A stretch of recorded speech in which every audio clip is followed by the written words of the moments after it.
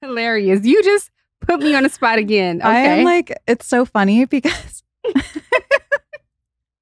oh God, we can't do one of these. One of these laughing spells. It's like awkward because for people who are listening, if we end up airing this part, we're separated by like a giant TV. So I'm going to take a picture of it. I can't see. Yeah, we'll post it. I can't see Ashley, but she's here.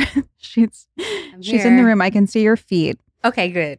Yeah. Did you see my hand waving? No. Okay. Nope. Right. No. All I see is actually a singular foot. But I had you guys send in questions as usual for this episode. And I had a lot of positive feedback about Ashley. The people wanted more Ashley. I remember somebody saying like, this isn't a question, but we need more Ashley. Oh, wow. I got, can we see Ashley when she's talking? So now she's on camera back there somewhere. I'm waving to the camera. It's so weird that I can't see you. I'm literally talking to a wall right now. But let's do a boundaries check-in. People loved your boundaries. I think they were very inspired by them. I know I was personally inspired by them. How are your boundaries doing? My boundaries are doing amazing. I actually have a couple of emails scheduled to go out this week to remind you all about my boundaries for next week. I will be working East Coast hours, and I need you all to know that so you're not reaching out to me PST hours. No way. It's scheduled for Friday at 10 a.m. I'm so serious about my boundaries. Okay, coming down the pipeline. I'll make sure my team is aware of this. Wait, so you're going to the East Coast? And so I'm going to Canada. Okay. Yeah. For the holidays? I'm actually tagging along. My husband has a work trip and he invited me. I'm like, all right, let's go. So I'm going to be out there all next week and letting my talent know that I will be out there. Because you know, Arielle, how your 9 a.m. works out here, for me, that's totally fine. Now, but guess what? Now you can reach out to me at like 6 or 7 in the morning your time, and I'll be awake because it'll be 9 a.m. out in Canada. Perfect. Because you know that's when I like to get on my phone and start firing things off. Exactly. And I will respond this time. Oh, that's so great to know. But after 3 p.m. your time, no. Okay, got it. Good to know. It's kind of funny that I've never once in my life done this, especially given the amount that I travel. I've never implemented this, but I was actually dying the other day. I think I screenshotted it. I was going to send it to you, but I think I saw that you liked one of my videos or something on the podcast Instagram, and it was at like 9:05, and I was like, oh, she's serious about, she just picked up her phone. Do not disturb is off. She's ready to consume content and make herself available to the world. It's 9:05. Well, I think you have to have boundaries for social media too, you know, especially for your mental health and everything. So when I wake up, I'm not on my phone scrolling social. So as soon as I park maybe at work is when I'll do a quick scroll, or as soon as I come in, sit down for a minute, debrief and quick scroll. But yeah, before then, I'm kind of chilling. That's very impressive too, because I'm sure like so many people listening right now, the first thing that they do is get on social media, myself included sometimes. For me, it's my job. So when I wake up and I open my eyes at 6 a.m. or whatever, the first thing that I'm usually thinking about is work, which is not great.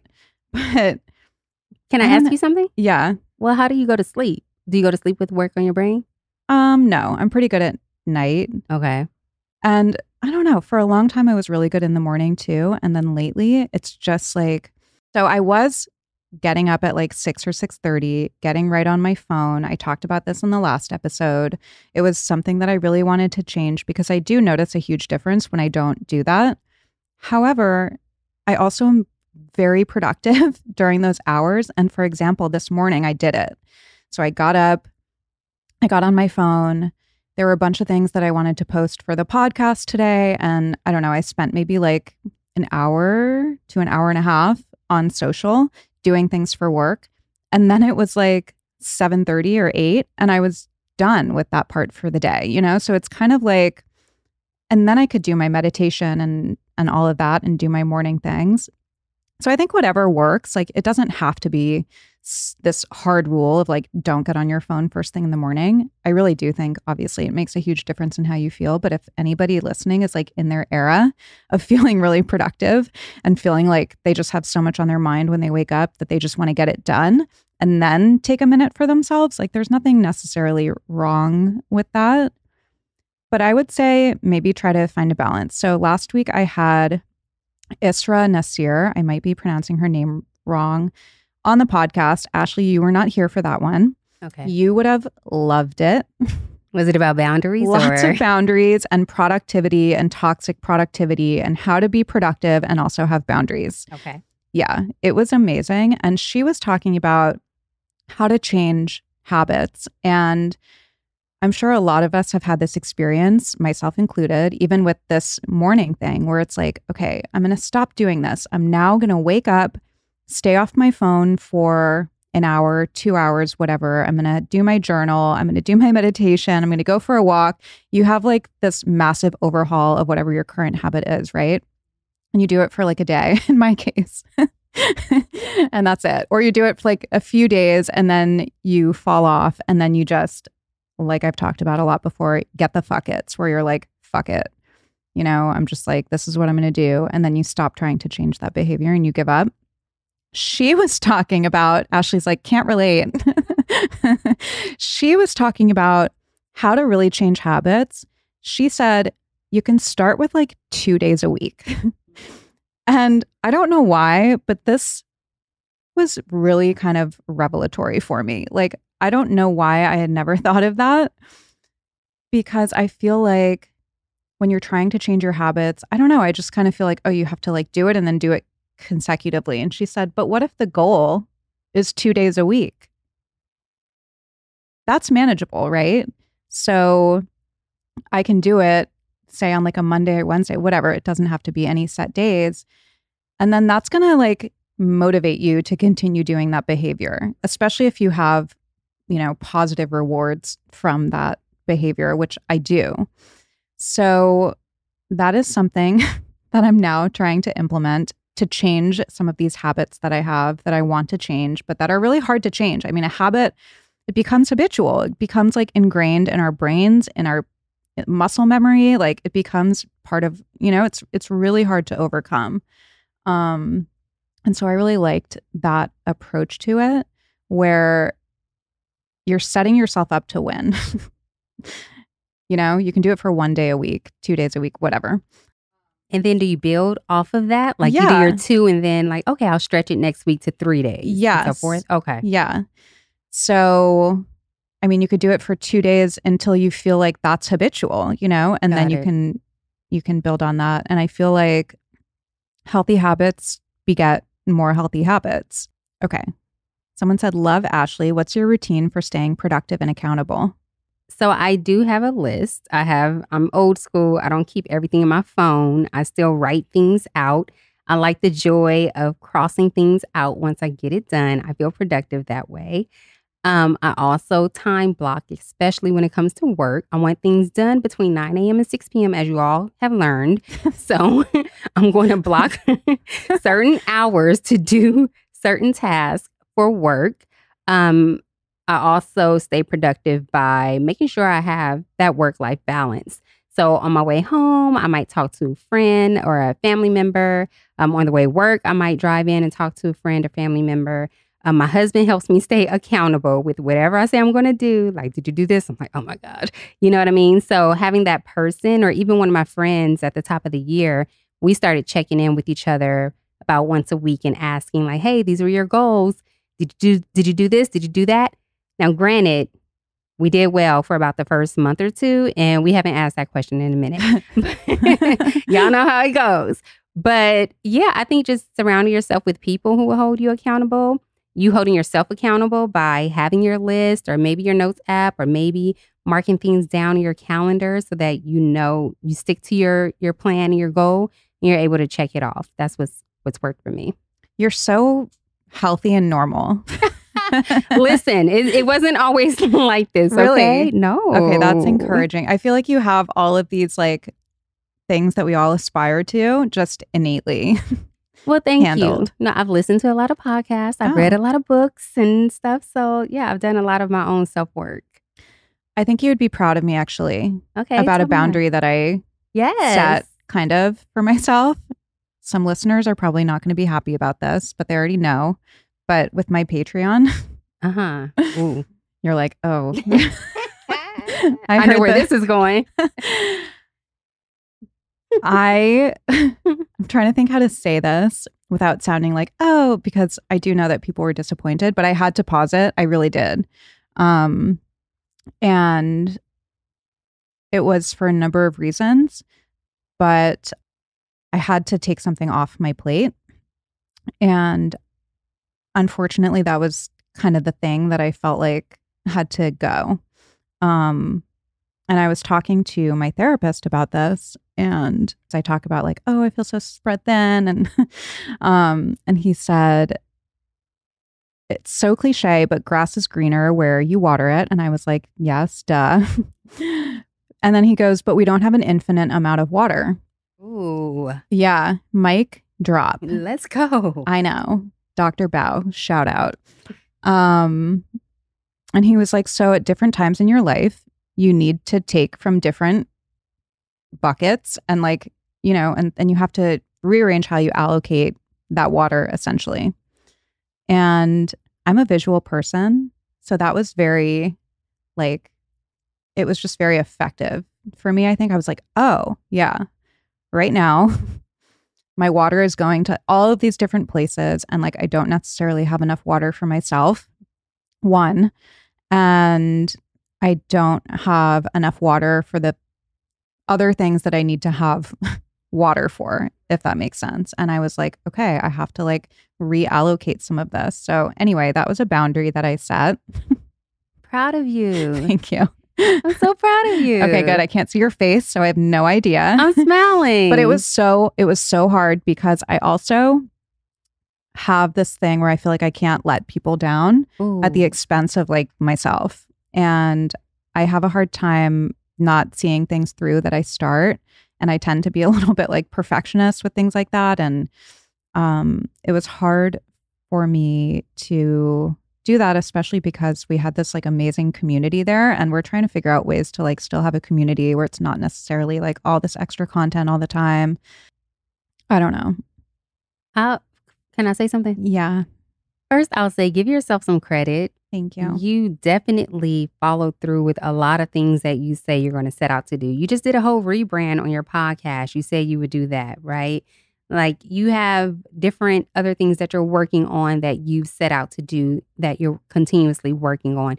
You do a lot. So give yourself credit and some grace for the things that you are doing and not look at the things that you might have to pause for a minute. And you're pausing for good reason. You're pausing for yourself, to give yourself a little more time to be there for other people who need you right now, to need you to show up for them right now. So you're doing fine. And you still have your voice. You still have a voice on this podcast. So yeah, the Patreon, you might pause for that with that for a second. It might come back in the future. Who knows? But right now, like you said, you got to take care of yourself. So setting boundaries with yourself is essential and most important so that, like your therapist said, you can water and help everyone else. But you got to show up for yourself first. So just, you know. Gold star. So can't see yeah, give yourself some grace. I feel it. Thank you. Yeah, well, yeah. And I course. was also like, you know, I can't get on here and like not practice what I preach. Mhm. And I think it's like important for all of us to kind of take inventory of our lives sometimes and like see, especially if we're feeling uncomfortable and feeling spread thin and it's detrimental to health and maybe how you're showing up in other ways and whatever. And at the end of the day, like this is my job. I have like a few primary parts of my job that like I am very, you know, professional with, I think, hope that I don't pause when like things get hard. And I have other things that I'm working on with work that are like going to be a lot more time consuming. And then, as you said, like I have to show up for other people now. And I don't know what that's going to look like. And the Patreon, as fun as it was like kind of an aside, you know? So anyway, okay, let's see. Supplements and tools that I am using right now. So, okay. I started doing my 5-minute journal again in the morning, mainly only because it was the only journal that I had on hand where I could actually write instead of writing in my phone, because there is something so different about pen to paper. So I had like a leftover 5-minute journal from 2020 that, like, once again, I started and I did it for a few months and then I didn't continue. But, you know, as we know, shit got weird in 2020. Right. And I think we all started something and stopped in 2020. Yeah, I think I literally stopped like in March. So gonna give myself grace on that one too. Like, didn't really have a whole lot to journal about because life got pretty monotonous. But it's a good like entry into regular journaling. I had a few guests on my show recently who were talking about how journaling actually helped them heal some like chronic health conditions. And it's not like woo-woo wellness like bullshit, I don't think. I think there really is something to it. I mean, I feel like we can't separate the mind from the body, you know? We have historically, and we've kind of like siloed them off, but we know now that like our body influences our mind. Our health is going to influence our brain, and our thoughts are going to influence our health. Like, it's a two-way street. And I was talking to one guest who said that she had like chronic pelvic pain, went to all the doctors, was doing all the things, couldn't heal. And then she started working with, I think, this woman, Nicole Sachs. I might be getting that name wrong, but she started doing this like 20-minute every morning, like brain dump in her journal where she would like write about things that were like pissing her off, and she would swear and just like get it all out. And she said when she started doing that consistently, like all of the other stuff cleared up, which is pretty interesting. And then I can't remember if it was like Gabby Bernstein last week or Terry Cole, two amazing guests to look forward to. Just a little promo. Where we were talking about this as well. I think it was Gabby Bernstein who was advocating for that. And so I started doing that as well in the morning, where I just like freehand for 10 minutes, just write whatever is on my mind. And I think the first couple days, like, it was just a good practice. But then I felt like I was trying to find things to like be pissed about. Because I was like, come on, get the aggression out. And I'm like, well, I don't really, this is my internal conversation. Like, I'm not really feeling like angry about anything. I don't think that I have that pent up. It's more just like I'm chronically stressed, you know? So I was journaling about that. So that's been really good. And then I'll meditate after. So I'll do my 20-minute TM. And those are kind of my tools right now. Journaling and meditation. Absolutely groundbreaking, I know, for this audience. For everybody listening. I know you've never heard that before, but you know, we have these tools and we kind of pick them up and then we leave them and then we pick them up again. And I've talked about this a lot. I think that that's kind of like wellness. I think wellness is like having a toolkit and knowing when to use things. It's not necessarily being like rigid all the time. And for me, we have this saying in recovery, maybe it's a saying elsewhere, pain is the touchstone of growth. And when I get in enough pain or discomfort, then I'm a lot more willing to pick up those tools and go into that toolbox and like rummage around a little bit and try things on for size. I have my core supplements. Like, I always take vitamin C, vitamin D. I like to take a fatty acid. I do magnesium at night. And I think that's pretty much it. But right now, I'm also starting to incorporate things for histamine. Everybody has been in my DMs about mast cell activation, thinking that maybe that's what's going on with me ever since the Botox incident. I did see a rheumatologist last week who's sending me to an allergist, immunologist to do some digging and figure out why I have these flares ever since I got sick last year.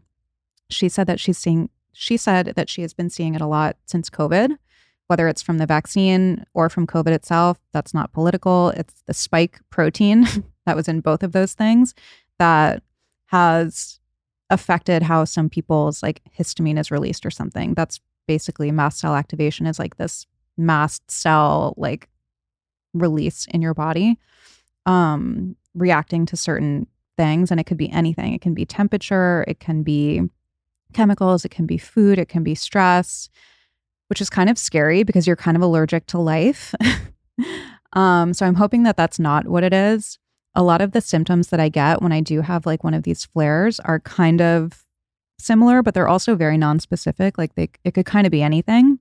And it could also just be like stress, you know, and it could be as simple as like histamine intolerance. Anyway, that's an avenue that I'm exploring now. So I added some supplements to help with that, and we'll see how that is going. Because I had like such a bad flare last week where I truly felt like I was dying. You saw me, Ashley. Those 2 days when I had like multiple back-to-back-to-back podcasts, holy moly. Like I was not doing well. And I don't think like anybody is supposed to feel that way, especially somebody my age. And that's what the rheumatologist said. She's like, you're way too young to like have all of these things. And it really started after Botox, and the Botox could have activated it. Like it can be triggered by a virus. It can be triggered by a chemical thing. Like it can be anything. So I don't know. On the one hand, I'm like hoping that that's what it is, because then it's like, okay, then I have an answer and I can do something about it. And then I'm also really hoping that it's not that, because it can get progressively worse like as you get older, and you can develop new like sensitivities. And some people have it really bad where they have like anaphylaxis and like can't leave their house. So I'm like, fuck. Yeah. So I'm trying to get to the bottom of that. Okay. Let's pivot from wellness. Oh, this is kind of interesting. I want to hear your take on this. Somebody asked, would you stay with someone who cheated more than once? Oh. I wish I could see your face right now. I know. It's always written all over my face. I kind of jump back like, what? Not more than once. Like, I wouldn't. So you have to ask yourself though, like, what made you stay after the first time? What are some boundaries you're going to set so that keyword boundaries here? What are some boundaries you would set so that, like, the thing is, you can't control anyone else. So if someone's going to cheat, they're going to cheat, and that's their own insecurities, situation, their own thing that they're dealing with. So you have to question yourself, like, okay, is this okay? Is this what I'm willing to tolerate? Again, like, what are some things, some boundaries that we could set in place so that this won't happen again? But again, you can't control someone else. So it's kind of a tough question. But if you forgave them once, I just say go down that stream of thought and wonder, well, why did I forgive them the first time? What'll happen if they do this again? What'll happen if they do this 5 times? Or what is your breaking point? I ask ladies all the time, what is your breaking point? Because so many people will tolerate so much, but at what point do you say, and that doesn't even have to be because you didn't say if it was a man or a woman. So just to anyone, what is your breaking point in a relationship? Write down your deal breakers. If it's cheating and you decide to stay, then in a way, you're not upholding your own boundary, your own standards, and your own self-respect. Mm-hmm. Yeah, that last part. I don't know. I mean, for me, absolutely fucking not. Hell no. Go. No, I'm proud of way. you. No way. Like, no way. I mean, nobody deserves to get treated that way. Sorry. No. And it's like, fool me once, shame on me. But not really cheating, but it's like, fool me once, shame on you. Fool me twice, shame on me. This is not to shame anybody. And I feel like we've done so many episodes on like relationships, and people have different circumstances, and people are willing to tolerate different things, I think, because of those circumstances. And it could be like your age and where you are in life. You know, if somebody is 60 and their husband has cheated on them twice and they've been together for 40 years, 35 years, like, do they want to start over, or do they want to figure out? That's totally different than if you're 30 or even 40, you know, like, so it's so hard without context. And also financial, you know, if you're financially dependent on your partner, like, and you don't have the means to break up, or it's going to be really hard, and kids, like, so many variables, but nobody deserves that. In my opinion. And I think back to Dr. Delaney, who everybody loved, John Delaney, when he was on my podcast and we were talking about cheating. And he was talking about how, like, if you're going to stay with somebody who cheats, you can't go back to how it was. So you have to build something completely new together. And, like, is each party willing to build something new? And he also talked about setting that boundary, Ashley, in the beginning of the relationship, or wherever you are in the relationship. If you haven't had the conversation, he was like, have the conversation with your partner. And I actually talked to Chris about this, not like in a like tough way. We were just, I don't remember what we were talking about. I think we were talking about cheating. And I was like, and we talked about it, like, would we stay with each other if we cheated? And he was like, no. And I was like, no.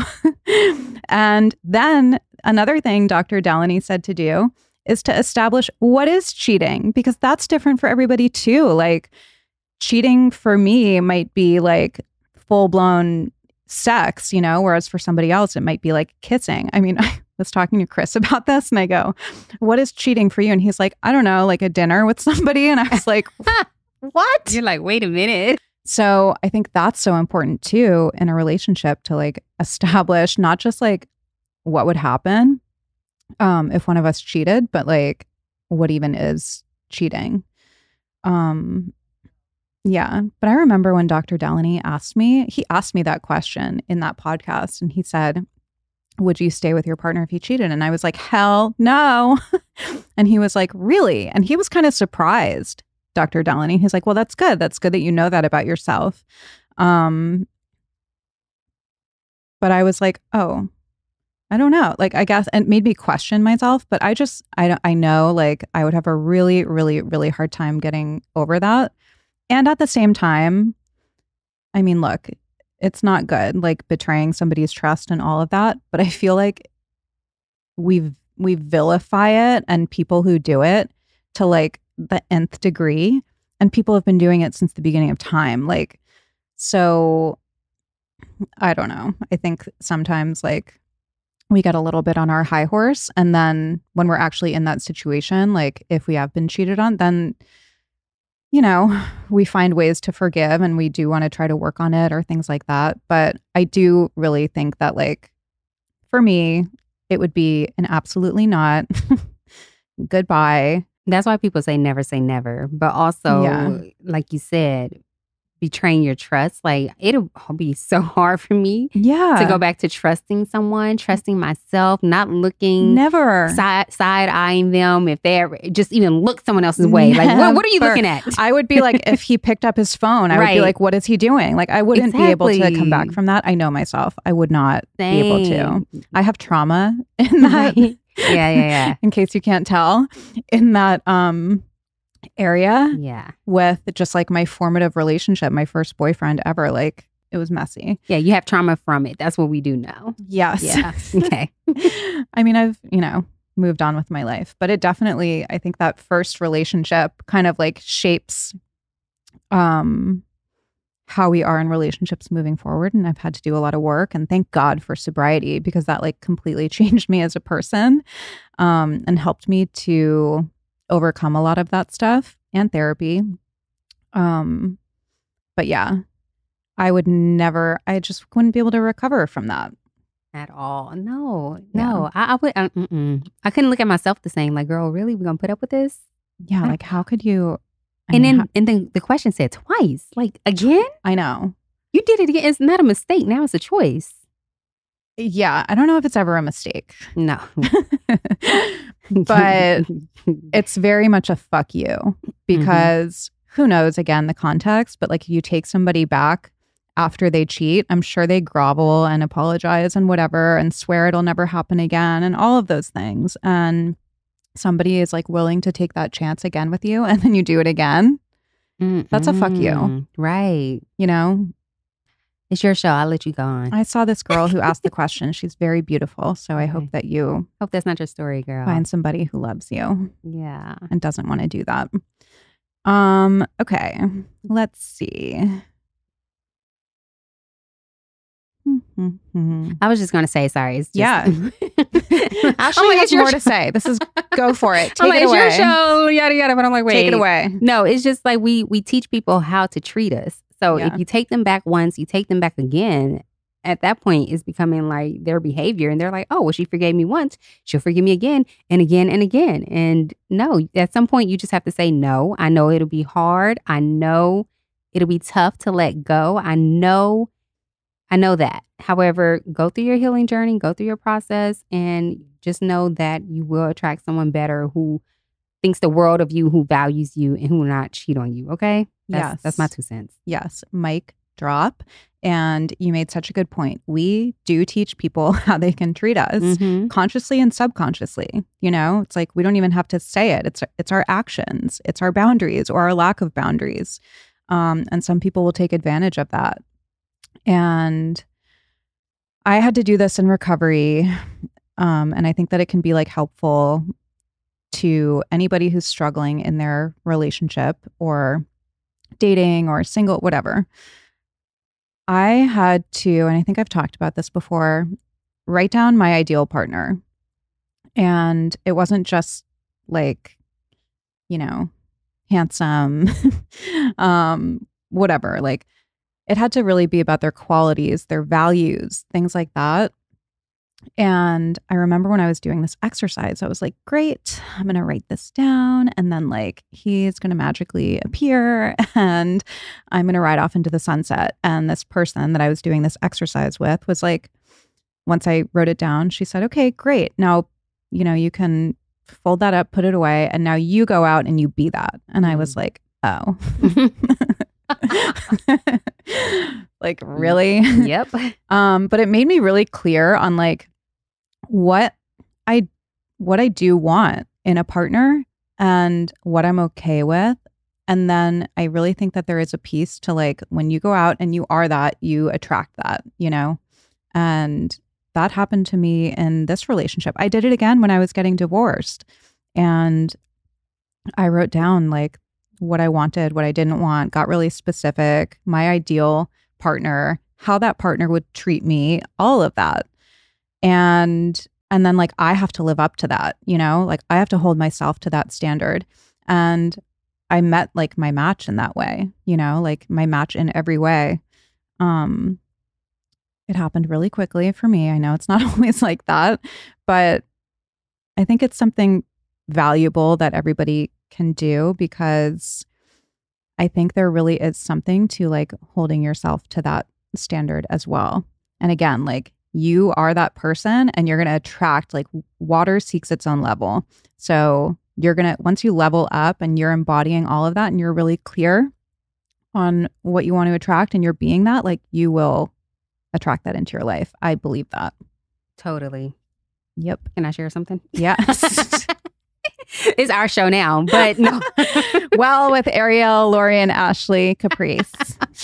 No, but real quick, I did the same thing. I wrote down everything I wanted in a partner, and it was actually a journal entry to my future person, right? And I wrote how I wanted to feel with this person. I want to feel safe. I want to feel that I can communicate and we respect each other even if we're in a disagreement. I want to feel secure. I want to feel like all these feelings. And a month later, we met. Whoa. Yeah. A month? A month Okay, later. so now I don't feel cuckoo.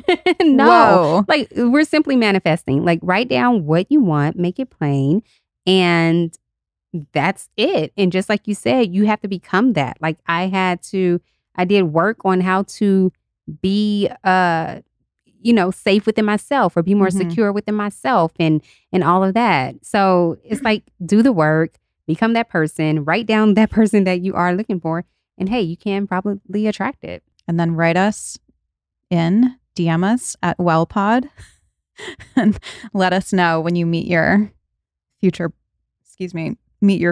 partner. But that's such a huge thing, I think, in relationships is feeling safe. And yes, you need to feel safe within yourself because like so cliche. You are your own home. Like whatever relationship you're in, wherever you live, wherever you go, like there you are. But I really think that everybody deserves to be in a relationship where they feel safe with that person too.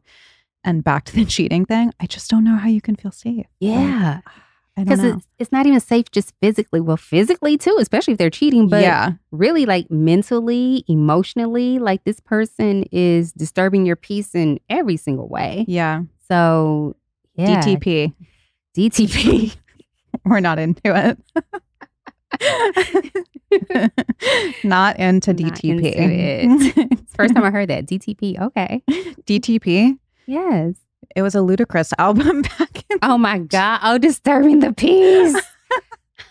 Oh my gosh. Flash the Ludacris album cover on top. Back in the early 2000s when I was in high school, Ludacris, DTP. Ooh, okay. Just to bring it back. Everyone is like, what? We weren't born then. I'm losing it. I'm losing my mind. Oh my God, I have so many more good questions. What am I most looking forward to entering my 40s? Guys. Damn. Guys. Why did you say it like that? Not yet. Okay. Let's revisit this in 10 months or whatever it is. What is it? October? August? Yeah, 10 months, people. I just turned 39. Next. Has my experience with Botox changed my perspective and my skepticism about other things? I don't think I've given it that much thought as far as other things. I just have to say, like, I have been truly shocked by the amount of people who have experienced what I experienced from the Botox. That makes me skeptical. Like, what? I did a TikTok last week. I may have already talked about this, but it's at like a few 100,000 views and there's like 800 comments. And like most of those are people who said, oh yeah, same thing happened to me. Some people it was worse. And I mean, you don't hear about it, which is kind of shocking. So that's made me a little bit skeptical of like the industry, I guess. But it's like follow the money. I mean, it's so lucrative and profitable for people. Botox, fillers, lasers, I think are the number one most profitable thing. And then injectables. And I don't even think it's the provider's fault. I think that it's more of maybe the companies themselves not disclosing how often this can happen. Did I talk about this on here or on Patreon? Ashley, stop me if I did. You probably just glaze over once the word Botox Stop comes it. up. No, I don't. But they had to add to the black box warning about systemic toxin spread back in like 2008 because there was a petition after it happened so much that hundreds of thousands of people like rallied for this petition, signed it, and then the FDA had to add the warning to the black box. And if my TikTok reached, say, 300,000 people, that's not a lot of people. And of those 300,000, okay, 800 had some kind of systemic side effects. Okay, 800 out of 3,000, like I know how they look at it. That's not that significant, right? And then you multiply that and you look at however tens of millions of people are doing Botox, but it is really significant when it happens to you. And it's way more than we are led to believe. And there were even people in the comments, injectors, practitioners who do Botox who were like, any adverse side effects are well documented. And it's like, no, they're not. Like you can't find them anywhere except for some studies where they study iatrogenic botulism with people who were mostly given like counterfeit Botox or, I don't know, people who ended up in the hospital with botulism. But for all of us who have all of these, adverse side effects, but don't end up in the hospital, A, nobody believes us. B, nobody's reporting it. So like, no, it's not in the literature. It's not being documented.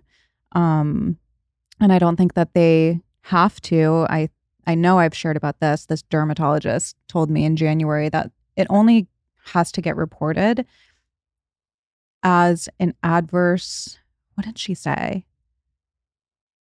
Like adverse drug event. I don't even know if they specify what it's from. I don't remember, but she said it's so, and she does Botox all day, every day. She said it's so underreported. And I actually had this guy, I'll move on from this in a second because I know we're almost out of time, but he's a doctor, he's a researcher, he's an injector. His whole page, hundreds of thousands of followers, is about injectables. And he saw that video and he like remixed it. And he actually said, it doesn't get reported. And this can happen. And these are the signs to look out for. And these are the side effects. And I was like, wow, that's a first, because most people in that field, especially people who do Botox, are like, no, like it doesn't happen. And again, I don't think that that's nefarious. I think most of them probably just don't know. And maybe they haven't had it happen to any of their patients, you know? And I think for so many people, it doesn't happen the day after like it did for me. It happens later. It happens, like they say in the commercials, hours, days, and weeks following. You can develop these symptoms. So I think a lot of people don't even make the connection and just, I don't know. So yeah, it's made me very skeptical of that whole part of the industry. And I know that that applies to other parts of like the medical industry and pharma and all of that. But I'm not like going down the rabbit hole, so to speak. Okay. And I just want to say, sorry, here I go.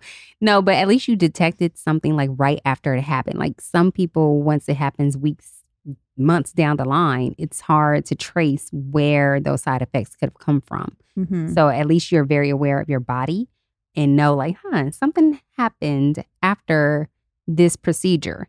And you were able to just trace it back to that. Yeah. For me, it was so sudden and so debilitating and so scary. It wasn't like a minor thing where I was like, like I don't really feel. It was like, I mean, overnight, my world flipped upside down and like I didn't recognize my brain and my body. And I was like, what is happening? So in some ways, I feel like I was lucky that way because for me, at least, it was like easy to make that connection.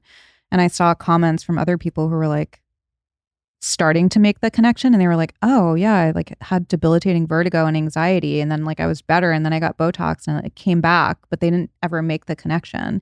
And again, like maybe all of us have this freaking mast cell thing after COVID or after the vaccine or whatever, or are just like intolerant of whatever. We all have different thresholds, right? Of toxins and the things that we are exposed to. And maybe it's not the Botox itself. Who knows? But I definitely, that has been eye-opening to the point where I'm like, damn it, I wish I didn't know any of this so that one day I could go back in there and try again. But it's like, I have a head full of all of these horror stories and like all of this information that I have now, you know? And it's like, there's another saying in recovery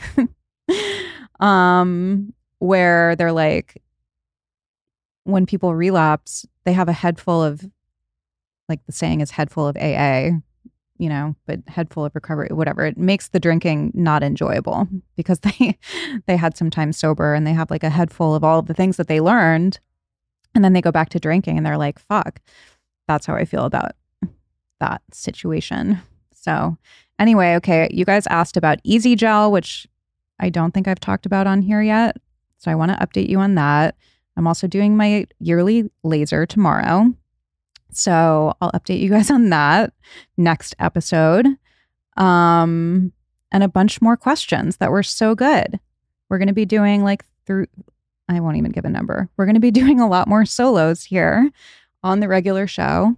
So look out for those. And that is that. Ashley, do you have any closing words? No, thank you for having me on your show. Thanks for listening to the Ashley and Arielle podcast. Surprise guest here. Love ya.